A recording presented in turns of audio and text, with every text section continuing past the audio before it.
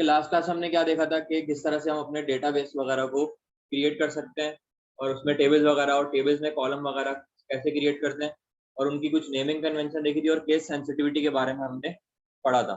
ठीक है, आज देखेंगे हमने जैसे लास्ट क्लास में टेबल क्रिएट किया था, क्रिएट टेबल की कमांड से उसके कॉलम के नाम दिए थे और फिर उसकी कॉलम की टाइप दी थी। आज यहाँ देखेंगे उसी टेबल में हम किस तरह से कोई भी टेबल बनाकर, कोई भी डेटाबेस बनाकर उसमें टेबल बनाकर उसमें डेटा किस तरह से हम इंसर्ट कर सकते हैं। हमने से क्या किया, कॉलम के नाम तो डिफाइन कर दिए थे लेकिन उसमें कोई डेटा इंसर्ट हमने नहीं किया था।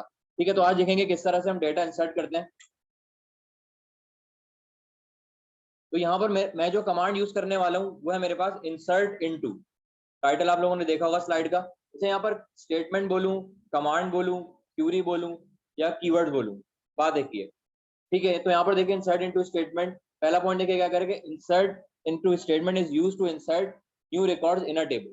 ठीक है, अब इसके नाम से ही हमें पता चल रहा है कि किस लिए यूज की जाती है स्टेटमेंट। किसी भी टेबल में कोई भी रिकॉर्ड या कोई भी रॉ इंसर्ट करने के लिए, कोई भी डेटा इंसर्ट करने के लिए हम कौन सी स्टेटमेंट यूज कर सकते हैं, इंसर्ट इनटू। अच्छा, इसे इंसर्ट सिर्फ नहीं है, इंसर्ट इनटू ये पूरी स्टेटमेंट है हमारे पास। ठीक है, इंसर्ट इनटू ये जो मेरे पास लिखा हुआ है, insert into statement is used to insert new record in a table. ठीक है, इस बात का क्या मतलब हुआ कि जो हमारी जो इंसर्ट इनटू स्टेटमेंट है वो हमारे टेबल में कोई भी नया रिकॉर्ड इंसर्ट करने के लिए हमें क्या करती है, अलाउ करती है।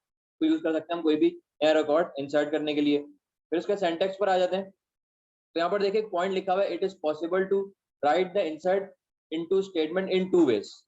ठीक है, अब यहाँ पर क्या कह रहे हैं, जो आप इंसर्ट इनटू स्टेटमेंट जो हमारे पास है वो हम दो तरीके से लिख सकते हैं। मतलब दो तरीके से हम अपना डेटा अपने टेबल में इंसर्ट कर सकते हैं, कोई भी रिकॉर्ड दो तरीके से कर सकते हैं। सबसे पहला देखें क्या कह रहा है कि the first way specifies both column names and the values to be inserted. इस पॉइंट का क्या मतलब हुआ कि पहला तरीका हमारे पास क्या है कि जब भी हम डेटा इंसर्ट कर रहे होंगे ना तो साथ साथ उसके कॉलम के नाम भी हम बताएंगे कि कौन से कॉलम में कौन सा डेटा इंसर्ट होने जा रहा है। ठीक है, अब यहाँ पर देखें नेक्स्ट पॉइंट पर देखें, एक एग्जाम्पल लिखी हुई है, इंसर्ट इनटू, कीवर्ड लिखा हुआ है, इंसर्ट इनटू, दोनों मेरे पास कीवर्ड्स हैं। और फिर मेरे पास है टेबल का नाम, कुछ भी हो सकता है। लास्ट क्लास में हमने यही कन्वेंशन पढ़ी थी, नेमिंग कन्वेंशन के, किस किस तरह के हम टेबल का नाम डिसाइड कर सकते हैं, किस किस तरह के टेबल का नाम हम रख सकते हैं, कौन कौन सी चीजें हमें, कौन कौन से रूल्स का हमें ख्याल रखना पड़ता है जब भी हम उसके डेटाबेस और कॉम्पोनेंट्स का नाम रख रहे हैं।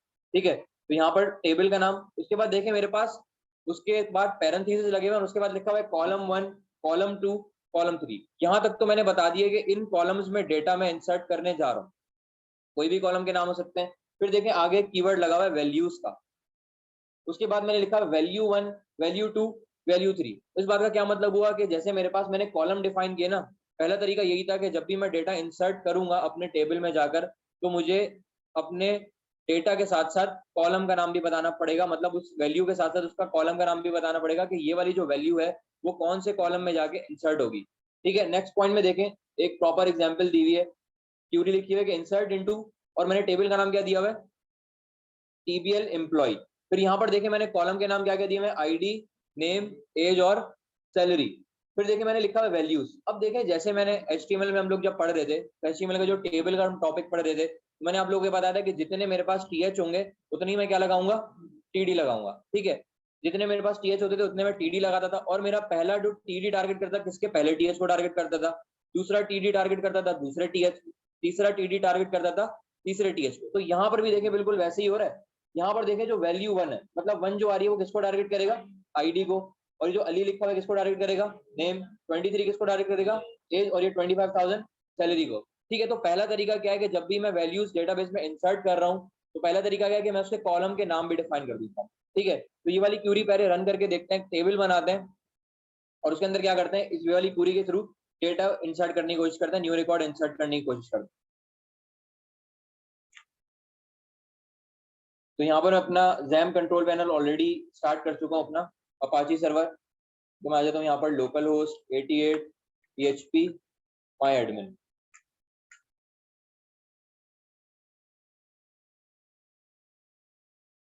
यहाँ पर मैं जैम कंट्रोल पैनल से ही ओपन करके देख लेता हूँ अगर इशू क्रिएट रहता है।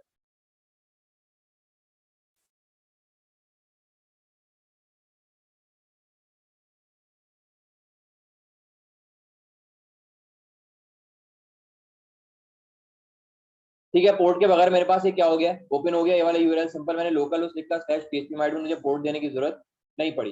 अब सबसे पहले मुझे क्या करना है, एक डेटाबेस क्रिएट करना है। तो यहाँ पर मुझे क्यूरीज लिखनी है, तो मुझे कौन से वाले पोर्शन पर आना पड़ेगा, कहाँ पर आना पड़ेगा मुझे?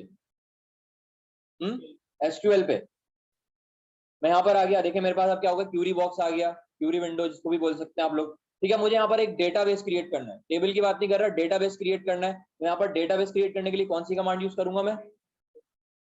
क्रिएट डेटाबेस और स्पेस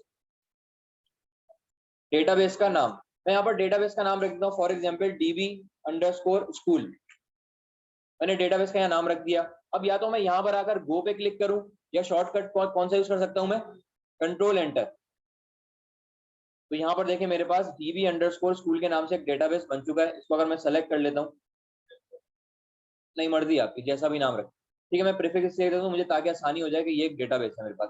TBL बनाते हुए आप TBL_ दे सकते हैं, डेटाबेस बनाते हुए DB दे सकते हैं। ठीक है, अब जैसे ही मैंने इस डेटाबेस को सेलेक्ट किया, तो यहाँ पर मेरा जो डेटाबेस था वो एक्टिव हो चुका है। ठीक है, अब यहाँ पे कह रहे हैं no tables found in database, मतलब कोई भी टेबल यहाँ पर अभी मैंने क्रिएट नहीं किया हुआ। तो मुझे यहाँ पर अभी एक टेबल क्रिएट करना है। तो मैं आ जाता हूँ दोबारा अपने SQL में, मुझे क्योंकि क्यूरी लिखनी है। तो यहाँ पे आके सबसे पहले टेबल क्रिएट करना है, तो कौन सी कमांड? Create table. उसके बाद टेबल का नाम, मैं टेबल का नाम लिखता हूँ, मैं स्कूल की बात हो रही है तो मैं यहाँ पर TBL स्टूडेंट्स के नाम से टेबल बना दूँ, TBL स्टूडेंट। और उसके बाद क्या करना है? कंट्रोल एंटर कर दूं।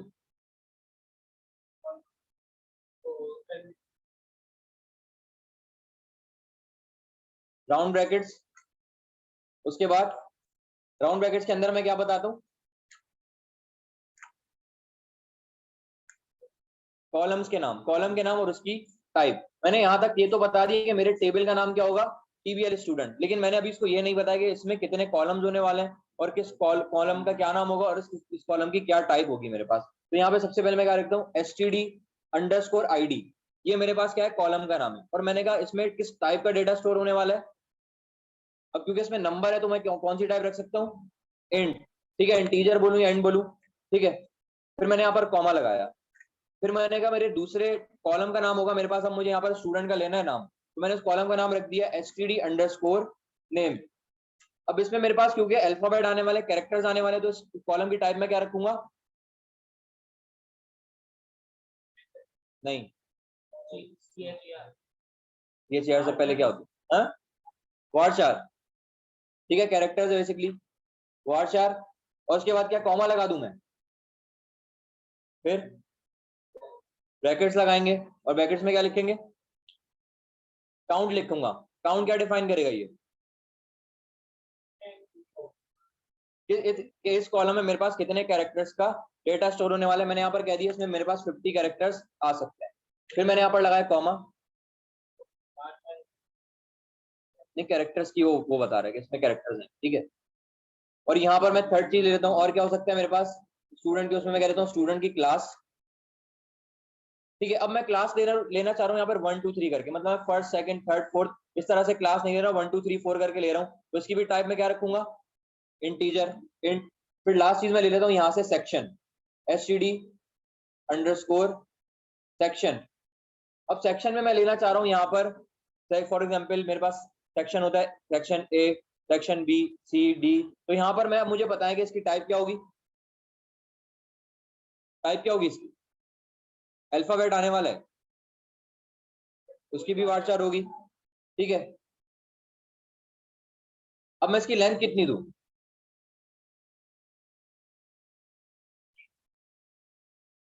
ABC तो मैं कितने कैरेक्टर्स की लेंथ दे सकता हूँ? ठीक है, अगर चले मैं मैक्सिमम मैंने कहा 2 दे देता। ठीक है, अब अगर मैं फॉर एग्जाम्पल यहाँ पर 50 दे देता, लेकिन मेरे पास यूटिलाइज कितने कैरेक्टर्स हो रहे हैं? सिर्फ एक कैरेक्टर हो रहा है। तो मेरे पास जो 49,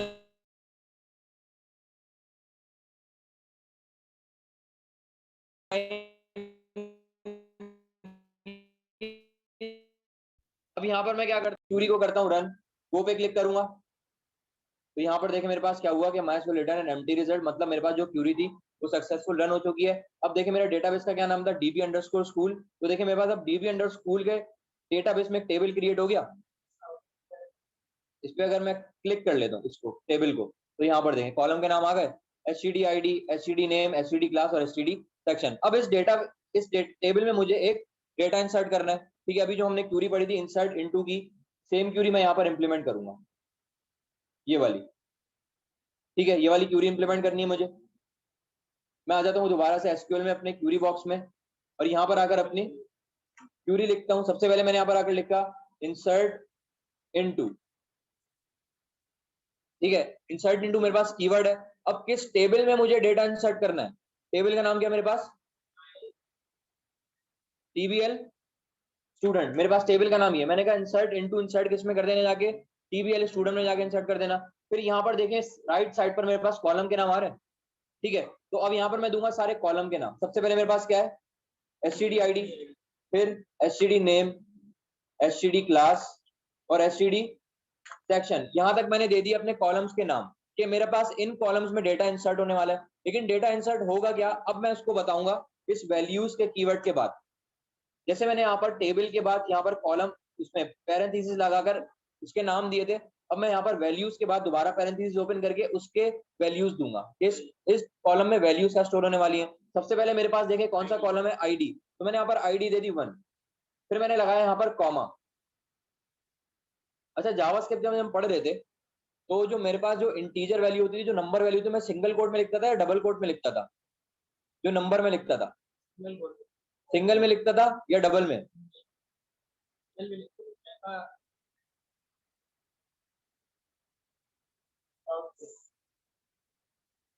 मैं क्या करता था, नंबर जब भी लिखता था तो विदाउट कोटेशन लिखता था।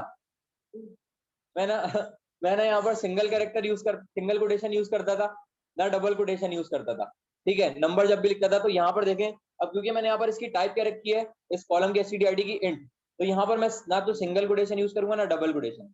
लेकिन अब अगला जो कॉलम है मेरे पास एसटीडी नेम, इसमें मैंने इसकी टाइप क्या रखी थी, वार्चार, तो इसके लिए मैं यहाँ पर सिंगल कोटेशन यूज करूंगा। तो मैंने यहाँ पर आकर नाम दे दिया, मैंने कहा एसटीडी नेम। फिर थर्ड चीज मेरे पास क्या है, STD class. STD class column की मैंने टाइप क्या रखी थी, इंट रखी थी, ठीक है। तो इसको भी मैं क्या करता हूँ, मैंने कह दी यहाँ पर क्लास 10, फिर मैंने दिया कॉमा और यहाँ पर सेक्शन की टाइप क्या रखी थी, वार्चार, तो उसको मैं कह देता हूँ क्या, सेक्शन मेरे पास ये ए, ठीक है। बस ये क्यूरी है मेरे पास, इसको थोड़ा सा मैं, बिल्कुल ठीक है। अच्छा, इसको इस तरह से भी मैं कर सकता हूँ, एक ही लाइन में भी कर सकता हूँ, या तो मैं इसको वैल्यूज के बाद लाइन को यहाँ से ब्रेक भी कर सकता हूँ, एंटर की प्रेस कर, ठीक है। मल्टीपल लाइन में भी हम क्यूरी लिख सकते हैं और एक लाइन में भी कर सकते हैं, ठीक है। जैसे मर्जी आप कर दें। टर्मिनेटर लगा देते हैं, इसमें कोई एरर नहीं आता, लेकिन अच्छी प्रैक्टिस ये है कि टर्मिनेटर लगा दिया करें। हाँ, ठीक है। अब मैं क्या करता हूँ, यहाँ से गो पे क्लिक करता हूँ। जैसे ही मैंने यहाँ पर आकर गो पे क्लिक किया तो यहाँ पर देखिए मेरे पास क्या मैसेज आगे लिखा हुआ, 1 रॉ इंसर्टेड। अब मुझे कैसे पता चलेगा कि रॉ मेरे पास इंसर्ट हुई या नहीं हुई, दोबारा मैं क्या करता हूँ, अपने टेबल को सेलेक्ट कर लूँ, या तो ब्राउज पे आके क्लिक कर। अगर ब्राउज का ऑप्शन आप लोगों के पास नहीं आ रहा तो यहाँ पे आके दोबारा इस टेबल को सेलेक्ट आप लोग कर सकते। तो देखिए जैसे ही मैंने टेबल सेलेक्ट किया तो यहाँ पर देखें पहली रॉ मेरे पास इंसर्ट हो गई, आईडी आ गई, नाम आ गया जो मैंने दिया था, क्लास और सेक्शन मेरे पास यहाँ पर आ चुका है, ठीक है। एक और रॉ इंसर्ट करके देखते हैं दोबारा से इसी मेथड के थ्रू। पहला तरीका ये था, इसी मेथड के थ्रू क्या करता हूँ, एक और रॉ इंसर्ट करता हूँ।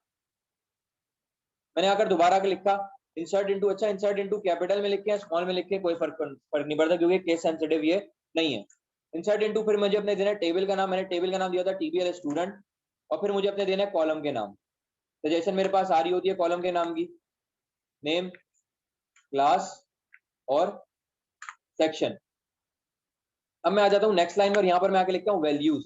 वैल्यूज को भी मैं या तो कैपिटल में लिखूँ या स्मॉल में लिखूँ, उसको कोई फर्क नहीं पड़ता क्योंकि केस सेंसिटिव नहीं है। फिर मुझे देने यहाँ पर उसकी वैल्यूज ब्रैकेट्स में। आईडी मैंने पहले दी थी 1, अब क्या दे दूं मैं, 2, नाम मैं दे देता हूँ, क्लास मैंने यहाँ पर दे दी, और यहाँ पर मैंने सेक्शन मैंने दे दिया यहाँ पर section B. Control enter press करूंगा गो करने के लिए, तो देखिए फिर से मेरे पास क्या मैसेज आ गया, 1 रॉ इंसर्टेड। अब जब मैं दोबारा से अपने टेबल को ब्राउज करता हूँ तो यहाँ पर देखिए मेरे पास क्या हुआ, दूसरी रॉ भी मेरे पास इंसर्ट हो चुकी है। तो ये तो था मेरे पास पहला तरीका, कि पहले तरीके से मैं क्या करूंगा कि पहले कॉलम के नाम दूंगा कि किस कॉलम में डेटा इंसर्ट होने वाला है और क्या डेटा इंसर्ट होने वाला है, ठीक है। तो पहला तरीका तो मेरे पास ये था, लेकिन ये वाला जो तरीका होगा ना वो मैं उसी वक्त इंप्लीमेंट करूंगा जब मुझे किसी स्पेसिफिक कॉलम में डेटा इंसर्ट करना है। जैसे फॉर एग्जांपल मेरे पास यहाँ पर क्या है, मेरे पास कितने कॉलम्स है, अभी 4 कॉलम्स है, आईडी, नेम, क्लास और सेक्शन। अब आईडी, नेम, क्लास और सेक्शन में से मुझे फॉर एग्जांपल सिर्फ नेम में और सेक्शन में डेटा इंसर्ट करना है, मुझे क्लास में डेटा इंसर्ट नहीं करना और आईडी में डेटा इंसर्ट नहीं करना। या फॉर एग्जांपल 4 कॉलम है ना, तो 4 में से मुझे किसी 3 में अगर डेटा इंसर्ट करना है तब मैं उसको बताऊंगा कि मैं इन कॉलम्स में डेटा इंसर्ट करने जा रहा हूँ, ठीक है। लेकिन अगर मुझे सारे कॉलम्स में डेटा इंसर्ट करना है तो मुझे कॉलम के नाम देने की जरूरत नहीं है। मैं क्या करूंगा, सिंपल वैल्यूज लिखूंगा और डिटेक्ट वो खुद ही कर लेगा कि सारे कॉलम्स में मैं डेटा इंसर्ट करने जा रहा हूँ, ठीक है। तो यहाँ पर दूसरा तरीका क्या है कि मैं सिर्फ यहाँ पर कॉलम्स के नाम दूं। तो देखिए नेक्स्ट स्लाइड क्या कह रही है, if you are adding values for all the columns of the table you don't need to specify column name in the query SQL query। इस बात का क्या मतलब हुआ कि अगर आप सारे कॉलम में डेटा इंसर्ट करने जा रहे हो तो आपको ये जरूरी नहीं है बताना कि कॉलम्स के नाम आपको जरूरी नहीं बताना है, कॉलम के नाम आपको स्पेसिफाई करने की जरूरत नहीं है। however make sure tile order of the values is in the same order as the columns in the table। इस पॉइंट का क्या मतलब है, बहुत ही ज्यादा हमारे पास एक इंपॉर्टेंट पॉइंट है। अपनी क्यूरी पर मैं आता हूं वापस। अब जब मैंने यहाँ पर इंसर्ट इनटू की क्यूरी लिखी, टेबल का नाम और सारे column, STD ID, STD name, STD class और एसटीडी सेक्शन, और यहाँ पर मैंने आकर लिखा वैल्यूज। तो यहाँ पर देखें मैंने क्या बताया था कि यहाँ जो पहली वैल्यू होगी वो पहले कॉलम को टारगेट करेगी। तो यहाँ पर अगर मैंने आईडी लिखी हुई है ना, तो यहाँ पर भी मुझे जरूरी है कि यहाँ पर मैं आईडी दूं। यहाँ पर अगर मैं नाम दे दूं पहले उसमें आगे तो मेरे पास वो क्या होगा, वो आईडी में आ जाएगा। तो यहाँ पर टाइल ऑर्डर का मतलब वो मुझे यही बता रहा है कि आपके पास क्या होना चाहिए, बिल्कुल सेम होना चाहिए।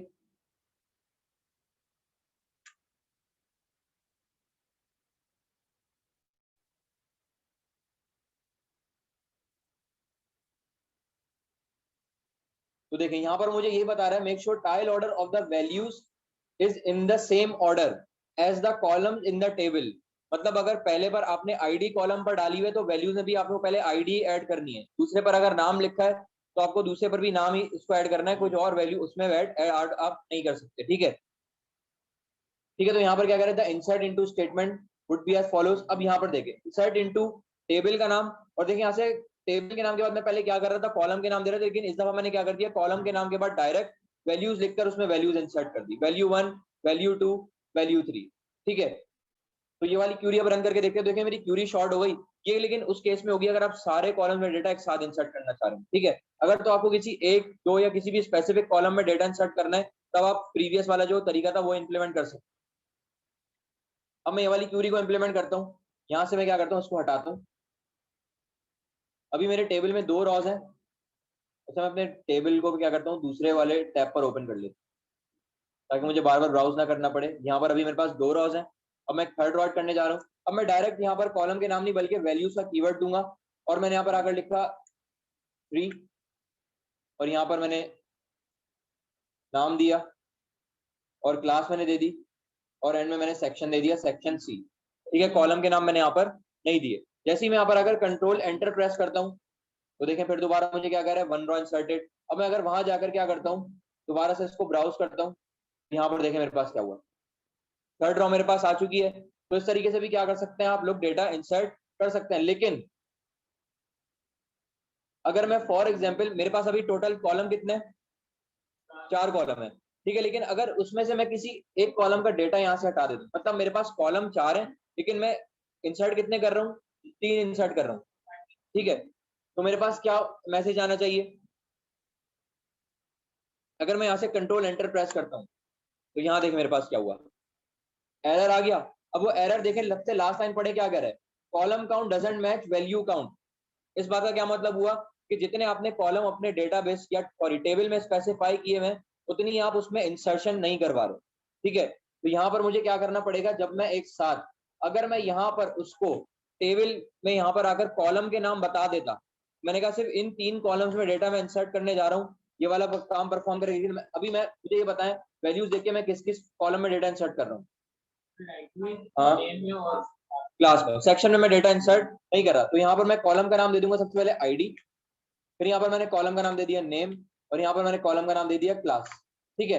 अब अगर मैं यहाँ से इसको वैल्यू इंसर्ट करवाता हूँ, हाँ कंट्रोल एंटर, तो यहाँ पर देखें क्या कह रहा है, 1 रॉ इंसर्टेड। मतलब मैंने उसको कॉलम में फील्ड इंसर्ट करने से पहले बता दिया कि मैं सिर्फ उन 3 कॉलम में डेटा इंसर्ट करने जा रहा हूँ, ठीक है। तो यहाँ पर अगर मैं ब्राउज करता हूँ दोबारा से आगे, तो यहाँ देखें मेरे पास क्या हुआ, सेम वैल्यूज आ गई, लेकिन लास्ट वाला देखें नल आ गया उसमें, क्योंकि मैंने उसमें कोई वैल्यू इंसर्ट ही नहीं की। ठीक है, तो दूसरा तरीका मेरे पास क्या था कि अगर आपको सारे कॉलम में एक साथ डेटा इंसर्ट करना हो तो आप लोग क्या कर सकते हैं, ये वाली क्यूरीज आप लोग इसमें यूज कर सकते हैं। ठीक है, ये वाली क्यूरी। अच्छा, अब नेक्स्ट पॉइंट पढ़े, मेरे पास क्या कह रहा है कि we can insert multiple rows at a time. अभी मैं क्या कर रहा हूँ, एक एक रॉ इंसर्ट करने के लिए दोबारा से क्या लिखता हूँ, इंसर्ट इनटू, फिर टेबल का नाम, फिर वैल्यूज। लेकिन अगर मुझे मल्टीपल रॉज एक साथ इंसर्ट करनी हो तो ये भी मेरे पास एसक्यूएल में पॉसिबल है। उसके लिए मेरे पास क्यूरी क्या होगी, बिल्कुल सेम क्यूरी है। यहाँ तक देखिए बिल्कुल सेम क्यूरी है। यहाँ जो वैल्यू 1, वैल्यू 2, वैल्यू 3 यहाँ तक आ रहा है ना, उसके बाद देखिए कॉमा लगा हुआ है, यहाँ से यहाँ तक वो एक रॉ कंसीडर कर रहा है। लेकिन मैंने कॉमा के बाद जैसी वैल्यू 1, वैल्यू 2, वैल्यू 3 दोबारा लिखा तो देखिए वो दूसरी रॉ मेरे पास कंसीडर करेगा। ठीक है, नीचे भी आप लोग देख सकते हैं वैल्यूज, यहाँ पर पहली रॉ आ गई, फिर कॉमा लगा के मैंने दोबारा जब वैल्यूज लिखी, अच्छा दोबारा मुझे वैल्यूज का कीवर्ड लिखने की जरूरत नहीं है। मैं क्या करूंगा, सिंपल कॉमा लगा के और उनके ब्रैकेट्स में वैल्यूज इंसर्ट कर दूंगा। ये जो सेकंड नंबर पे आ रहा है 2 हसन, और ये मेरे पास 26 और 30,000 मेरे पास लिखा आ रहा है, ये मेरे पास सेकंड रॉ कंसीडर होगी। ठीक है, तो मैं क्या करता हूँ, दोबारा अपने क्यूरीज पर आ जाता हूँ।